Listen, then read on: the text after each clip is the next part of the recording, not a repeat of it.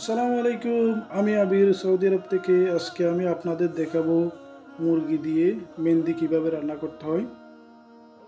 অত্যন্ত লোভনীয় একটি খাবার।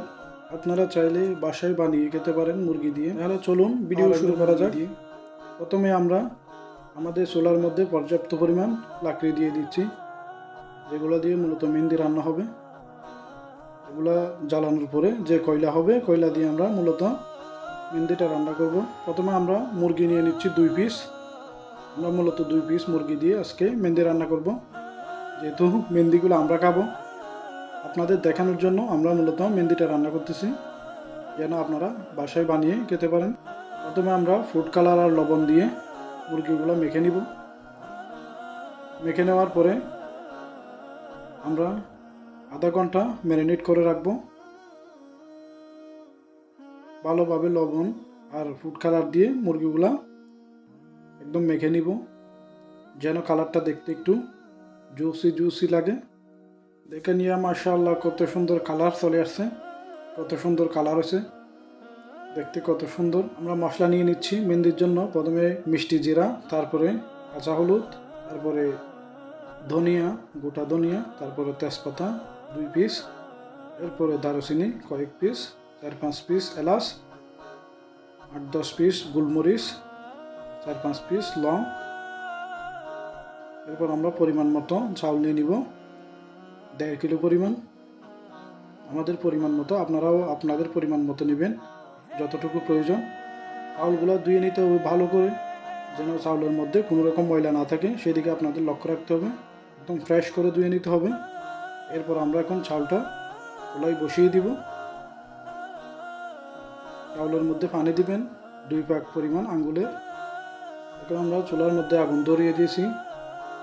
আপনারা আবার পানি বেশি দিলে চাউলটা দেখবেন নরম হয়ে যাবে। পানি আপনাদের যতটুকু প্রয়োজন অতটুকু ইউজ করবেন। বেশি পানি দিলে চাউলটা নরম হয়ে গেলে আপনাদের খেতে ভালো লাগবে না। এরপর আমরা যে মশলা নিয়েছিলাম মশলাগুলো দিয়ে দিছি। এরপরে পরিমাণ মতো লবণ, হালকা করে টেস্টি সল্ট। একবার কমেন্ট করছেন টেস্টি সল্ট কোন কোম্পানির, এটা হচ্ছে আপনার জাপান, মেড ইন জাপান। তারপর হালকা করে সয়াবিন তেল দিয়ে দিব, যেন চাউলটা জরা জরা হয়। এরপর আমরা হালকা করে কিউরা জল আর ফুড কালার দিয়ে দিব।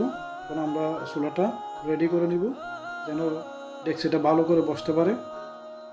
আমাদের একদম কয়লা হয়ে গেছে লাকড়িগুলা। চাউলটা সিদ্ধ করার সময় 50% করবেন, বেশি সিদ্ধ হয়ে গেলে এরপরে যখন মেহেন্দি চুলার ভিতরে দিবেন তখন চাউলটা বেশি নরম হয়ে যাবে। আপনারা 50% না হলে 40% চাউলগুলো সিদ্ধ করবেন। এরপরে চুলার মধ্যে দিয়ে দিবেন। এখন আমরা চুলার মধ্যে দিয়ে দিছি ডেক্সিটা। দেখেন মাশাআল্লাহ কত সুন্দর করে ডেক্সিটা বসানো হয়েছে।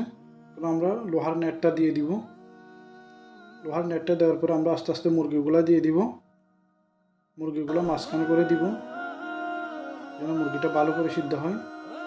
মুরগি দেওয়া শেষ হলে আমরা চুলার চারপাশে পুঁতির বস্তা ইউজ করব। এরপর আমরা এখন ঢাকনিটা একদম দিয়ে দিব ভালো করে। পুঁতির বস্তাগুলো চুলায় দেওয়ার আগে কিছুক্ষণ পানিতে ভিজিয়ে রাখবেন। এরপরে ভালো করে পানি জড়িয়ে দিবেন।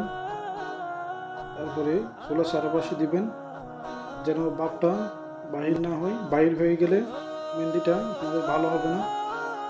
আপনাদের সেদিকে লক্ষ্য রাখতে হবে, ভাপটা যেন কোনোভাবে বাহির না হয়। চুলার উপরে ঢাকনিটা দেওয়ার পরে বাড়ি বাড়ি কিছু শিল দিবেন, যেন ভাপটা বাহির না হয়। এখন আমরা আমাদের গাছ থেকে কিছু ধনিয়া নিয়ে নিব, যেন আমরা সালাদ হিসাবে ইউজ করতে পারি।